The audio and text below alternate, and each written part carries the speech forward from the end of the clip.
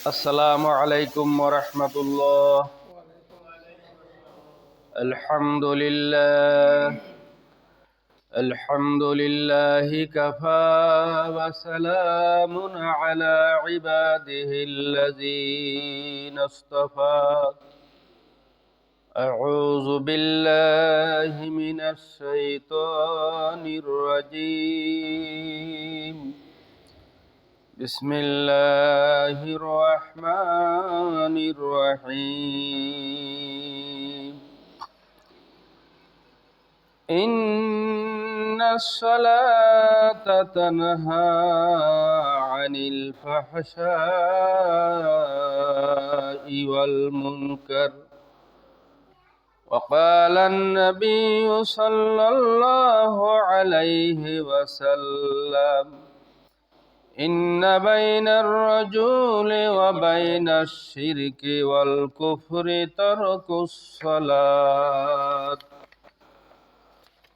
فقد قال الله تعالى في شأن حبيبه آمرا ومخبرا: إن الله وملائكته يصلون على النبي يا أيها الذين آمنوا صلوا عليه وسلموا تسليما.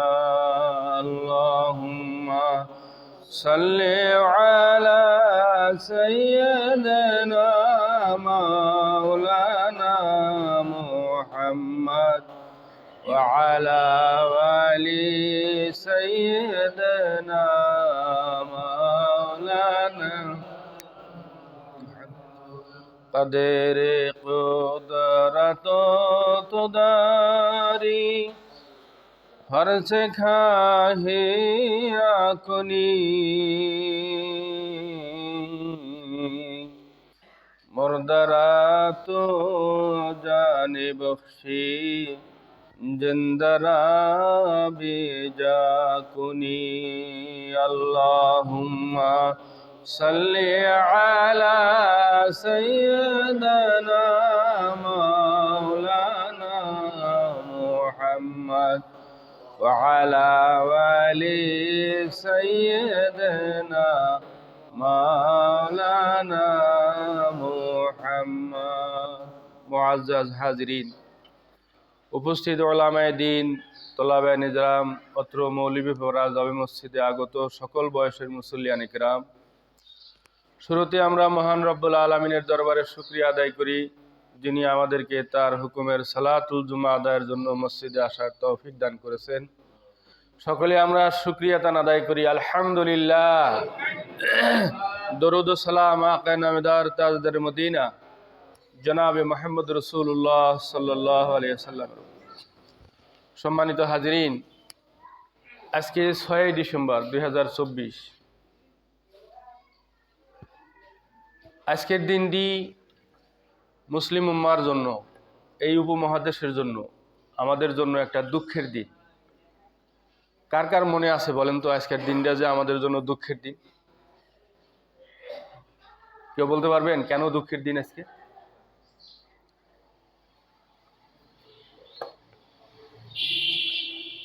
আজকে 6 ডিসেম্বর বাবরি মসজিদ ভেঙে ফেলে হিন্দুরা ভারতে। কি এই কথাটা কেউ পড়েন না ইতিহাসে, বা কোনো পত্রপত্রিকায় শোনেন নাই, খবর বার্তায় কোনো জায়গায় শোনেন নাই, কিছুই শোনেন নাই? আরে আজকে 6 তারিখ না তো, 1992 সালের 6 তারিখ না। আবার কই এর পরে জন্মগ্রহণ করে থাকলে আপনাদের সমস্যা নাই আর কি, কেননা আপনার জন্মের আগের ঘটনা আপনি কেমনে জানবেন, তাই না? 1992 সালের আগে আপনাদের জন্ম হয়েছিল কারো কারো? আচ্ছা, তো 1992 সালে হিন্দুরা একবারে সুপ্রিম কোর্টের হিন্দু বিচারপতির রায় নিয়ে বাবরি মসজিদ ভেঙে ফেলে, এবং তারা মামার বাড়ির এত আবদার শুরু করছে, কয়দিন পরে কয় যে বাইতুল মোকাররম মসজিদের নিচেও নাকি মূর্তি আছে, ওদের নাকি মূর্তির ইয়া ছিল। কয়দিন পরে কবে যে মক্কা মদিনার ওখানেও কি ছিল, 360টা মূর্তি ছিল, ছিল না?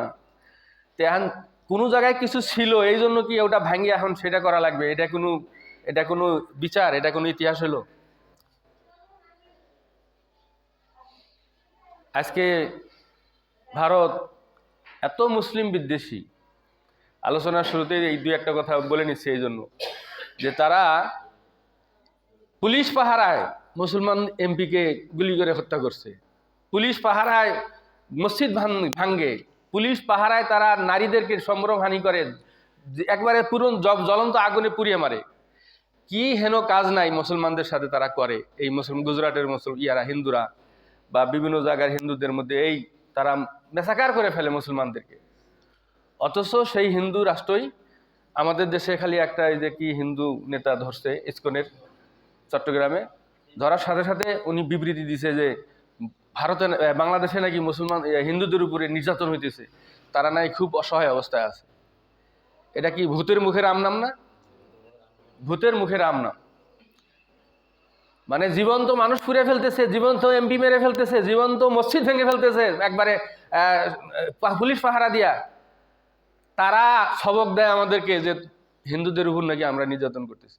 অথচ আমাদের একজন আইনজীবীকে চট্টগ্রামে এই হিন্দুরা কি করলো, দিনে দুপুরে কোপাইয়া জব করে তাকে মেরে ফেললো, সাইফুল ইসলাম। আপনারা জানেন এই 15-20 দিন আগে যে মেরে ফেলছে একজন উকিলকে। একজন উকিলকে দিনে দুপুরে মেরে ফেলছে। কই আমরা মুসলমানেরা প্রতিশোধ নিয়ে তো 10 জন হিন্দুকে জব করতে পারতাম। কেউ করছে? আমাদের দেশে কেউ করছে এটা? এত মুসলমানরা এত ধৈর্যশীল, এত সহিষ্ণু, তারপরেও বলে আমরা বলে সাম্প্রদায়িক। আমরা কিভাবে সাম্প্রদায়িক হলাম? আমরা অসাম্প্রদায়িক। আমরা সবাইকে নিয়ে বসবাস করতে চাই। আমাদের দেশে হিন্দুরা জামাই আদরে আছে, তাদের মন্দিরে আমরা পাহারা দেই, তাদের পূজা করার জন্য আমরা কি করি, ব্যারিকেড সৃষ্টি করে দিয়ে রাখি যে নির্বিঘ্নের জন্য সব কাজগুলো করতে পারে। আর আমাদের কালকে আবার আদেশ জারি করছে আসামে গরুর গোস্ত খাওয়া নিষেধ। এতদিন তো জব করা নিষেধ ছিল, কোথাও থেকে যদি কেউ কিনে টিনে আনে সেটা একরকম। এখন কোথাও রান্না করে খাওয়া মানে কোনো কিছু পরিবেশন করা কোনো অনুষ্ঠানে বা কোনো হোটেলে কোনো নেই, অনুমতি নেই, সব নিষেধ করে দিছে একবারে। তারপরে ওরাই বলে কি তারপরে ওরাই কি অসাম্প্রদায়িক নাকি? কি আপনারা কথা বুঝেন? এইরকম অত্যাচার করার পরে ওরা বলে কি? ওরা বলে সাধু। ওরা হলো সাধু। আল্লাহ পাক কোরআনে কারিমে বলছেন যে ইহুদিরা এবং মুশরিকরা যারা মূর্তি পূজা করে এরা হলো মুসলমানদের চরম দুশমন। চরম দুশমন, আল্লাহ পাকের ঘোষণা। আল্লাহর চাইতে কি বেশি আমরা জানি? এই হিন্দুরা যে যেখানে দেখেন না কেন, আমাদের দেশে যে এক হিন্দু আকাটারে বিচারপতি বানাইছিল সিনহা, দেখেন জামাতের কয়েকজন নেতাকে সে ফাঁসির আদেশ দিয়ে ফাঁসি কার্যকরী করিয়া এখন পলাতক জীবনযাপন করতেছে কানাডা না ইয়াতে, আমেরিকায় মনে হয় সম্ভবত। এখন কয় ওটা ভুল হয়েছে, আমাকে সরকার আমাকে লিখে দিয়েছে তাই আমি আদেশ দিছি। এগুলা তোর ভুলের কারণে কি এখন কি নিজামী সাহেবকে কি কবর থেকে তুলে আনা যাবে? আলী হাসান মুজাহিদকে কি কবর থেকে উঠে আনা যাবে এখন? মীর কাসিম আলীর মতো অর্থনীতিবিদকে আজকে কি তাকে কি ফিরিয়ে আনা যাবে? ভারতের একজন না কোন দেশের একজন নোবেল প্রাইজ বিজয়ী একজন অর্থনীতিবিদ বলছিলেন, বাংলাদেশের মানুষকে উদ্দেশ্য করে বলছিলেন যে তোমরা মীর কাসিম আলীকে ফাঁসি দিচ্ছ, আর মীর কাসিম আলী যদি আমার দেশের নাগরিক হতো তাহলে মীর কাসিম আলীকে আমরা অর্থমন্ত্রী বানাইতাম। কেন তার মতো অর্থ চিন্তা আজকে ইবনে সিনা ফার্মাসিউটিক্যাল লিমিটেড, আজকে ইসলামী ব্যাংক হসপিটাল, আজকে এই যে আপনাদের এই মসজিদ, এই যে যেখানে সাইনবোর্ড দেখেন, আজকে কুয়েত থেকে, আজকে ব্রিটেন থেকে, আজকে ইয়েমেন থেকে, সৌদি আরব থেকে, কাতার থেকে যত প্রকার মসজিদের অনুদান, এই সমস্ত কিছুর জন্য আমাদের বাংলাদেশের শহীদ মীর কাসিম আলী তার হলো অবদান। তিনি এটা করেছেন, তিনি এই লিয়াজোটা করেছেন সারা মুসলিম বিশ্বের সাথে। হাজার হাজার মসজিদে দেশে করে দিয়েছেন, রামেদা আলমে হাসপাতাল করে দিয়েছেন কক্সবাজারে, ইসলামী ব্যাংক হাসপাতাল সারা বাংলাদেশে কাজ করতেছে, ইবনে সিনা ফার্মাসিউটিক্যাল সারা বাংলাদেশে কাজ করতেছে, ইসলামী ব্যাংক প্রতিষ্ঠা যেটা, এটাও মীর কাসিম আলী অবদান।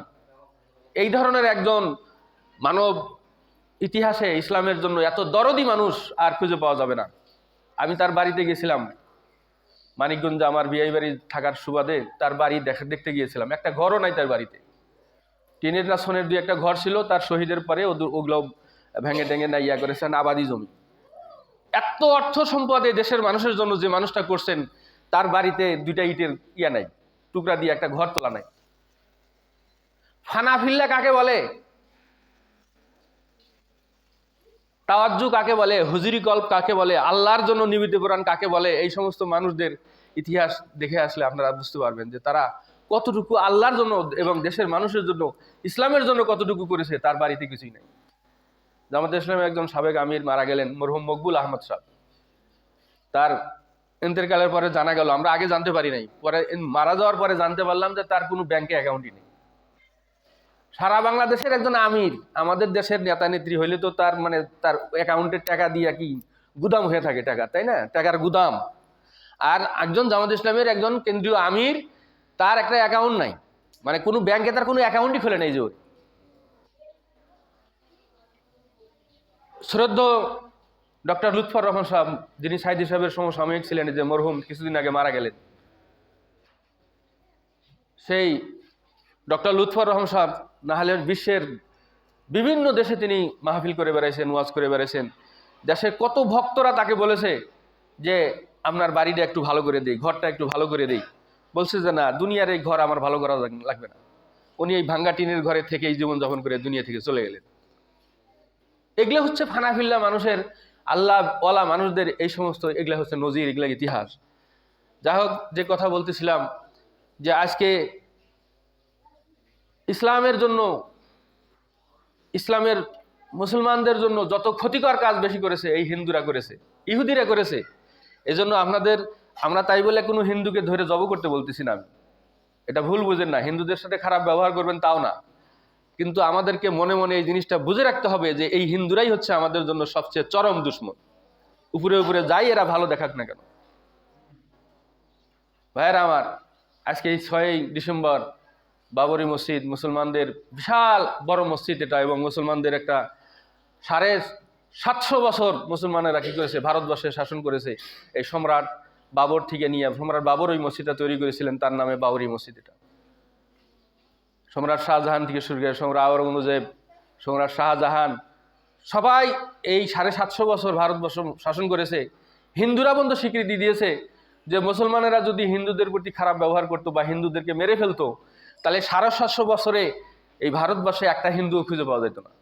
অথচ মুসলমানেরা কি করেছে, সবসময় হিন্দুদেরকে তোলা তোলা করে রেখেছে। ভাইয়েরা আমার, সেই হিন্দুরা আমাদেরকে কি উপহার দেয়? আমাদের বাবরি মসজিদ ভেঙে ফেলে, আমাদের মা বোনদের ইজ্জত নষ্ট করে, আমাদের মসজিদ ভেঙে ফেলে, আমাদের এমপিদেরকে গুলি করে হত্যা করে ফেলে। তারপরে ওরা নিজেদেরকে দাবি করে আমরা সাধু, আমরা অসাম্প্রদায়িক। আস্তাগফিরুল্লাহ।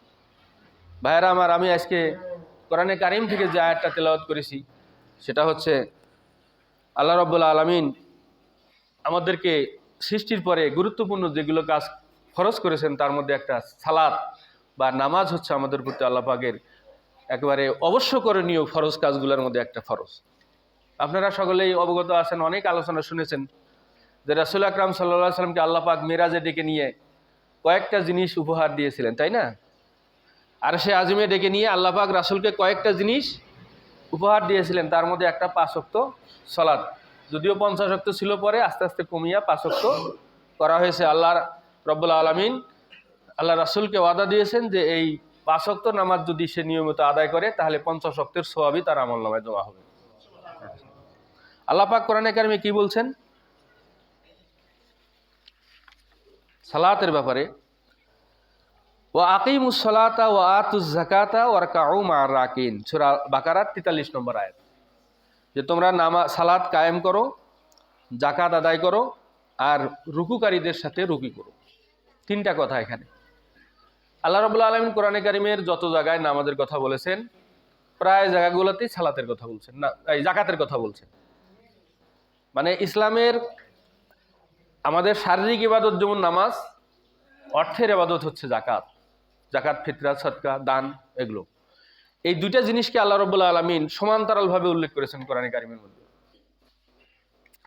তো এখানে আল্লাহ পাক কি বলছেন যে তোমরা সালাত আদায় করো এবং যাকাত আদায় করো, আর কি করো? ওয়ারকাউ মা'আর রাকিন, আর তোমরা রুকুকারীদের সাথে রুকু করো।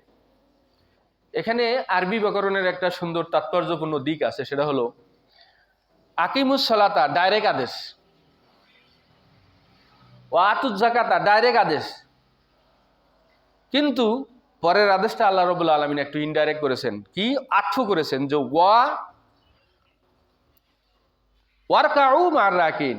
এখানে যদি আল্লাহ পাক বলতেন যে ওয়া আকিমুর রুকু মার রাকিন, তোমরা রুকুকেও কায়েম করো রুকুকারীদের সাথে, তাহলে জামাতে নামাজ আদায় করা ফরজ হয়ে যেত।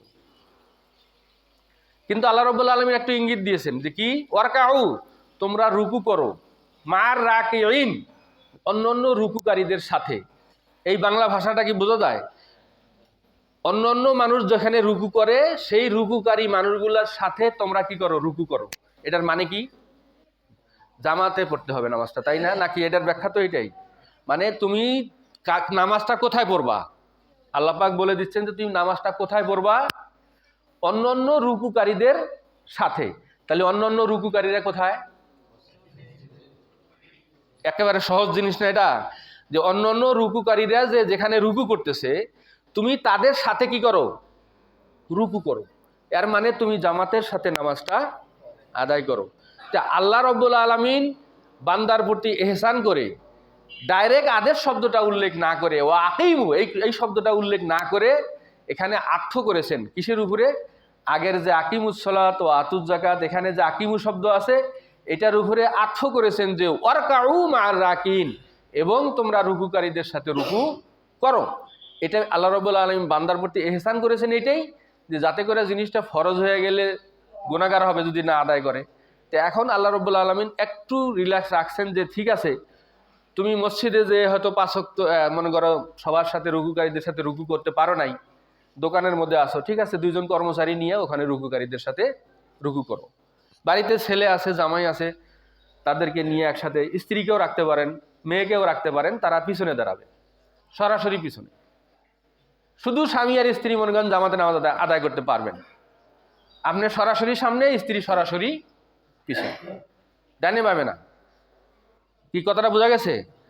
তারপরেও আল্লাহ পাক বলছেন কি তোমরা আর একজন রুকুকারীর সাথে কি করো, রুকু করো। মানে একা একা না, তুমি নামাজটা একা একা না পড়ো না, তুমি কি করো, আর একজন রুকুকারীর সাথে তুমি রুকু করো। তবে উত্তম হলো মসজিদে আসা। আল্লাহ রাসূল সাল্লাল্লাহু আলাইহি সাল্লাম হাদিসের মধ্যে বলেছেন,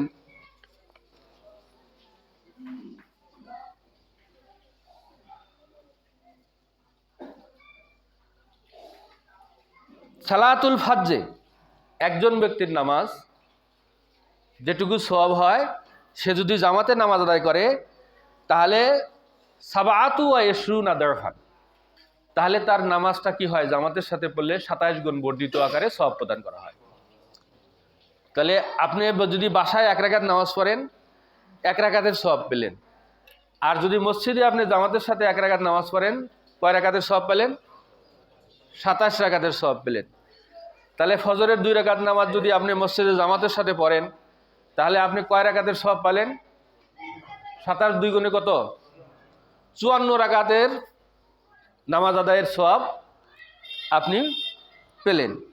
এখন বলেন তো, আপনি কি কোনোদিন ফজরের সময় যে টাইম, অল্প টাইম, কোনোদিন যদি একা একা 2 রাকাত করে করে নামাজ পড়েন 54 রাকাত নামাজ পড়ার সময় পাবেন?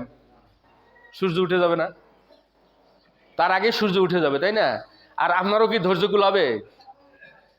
তাহলে এই বোনাস সুযোগটা 2 কদম হাইটে আসলেই, মসজিদে আসলেই আপনি কি করতে পারতেছেন, আপনি 54 রাকাত নামাজের সওয়াবটা পাইতে পারতেছেন।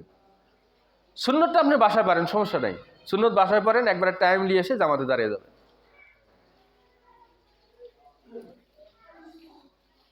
এরপরে 5 ওয়াক্ত নামাজ আপনি যদি মসজিদে এসে জামাতের সাথে আদায় করেন, এটার ফজিলতটা কি? আল্লাহ রাসূল সাল্লাল্লাহু আলাইহি হাদিসে বলছেন, আর আইতুম লাওয়ান্না নাহারান বিবাদ আহাদুকুম ইয়াগতাসিলু মিনহু কুল্লা ইয়াউমিন 5 মাররা। আল্লাহ রাসূল একটা উদাহরণ দিয়েছেন যে তোমাদের বাড়ির সামনে যদি কোনো নদী থাকে আর এই নদীতে যদি তোমরা 5 বার গোসল করো দিনে, হাল ইয়াবকা মিন দারানিহি শাইউন, তার শরীরে কি কোনো প্রকার ময়লা থাকতে পারে?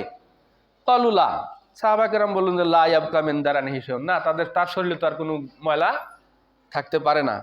আল্লাহ রাসূলুল্লাহ সাল্লাল্লাহু আলাইহি ওয়াসাল্লাম ফাযালিকা মিসলু সালাতিল খামস, এই 5 ওয়াক্ত নামাজের উদাহরণটা হচ্ছে এইরকম, ইয়ামহুল্লাহু বিহিন্নাল খাতায়া, আল্লাহ পাক 5 ওয়াক্ত নামাজের মাধ্যমে ওই ব্যক্তির তার সমস্ত গুনাহগুলো আল্লাহ কি করে দেন, মিটিয়ে দেন, মুছে দেন, অমিট করে দেন। ফজর থেকে জোহর পর্যন্ত যে গুনাহ হয়, জোহরের নামাজ আদায়ের মাধ্যমে মাফ হয়ে যায়। জোহর থেকে আসর পর্যন্ত যদি কোনো গুনাহ হয়, আসরের নামাজ আদায়ের মাধ্যমে মাফ হয়ে যায়। আসরের নামাজ থেকে নিয়ে মাগরিব পর্যন্ত যদি কোনো গুনাহ হয়, মাগরিবের নামাজ আদায় করলে মাফ হয়ে যায়।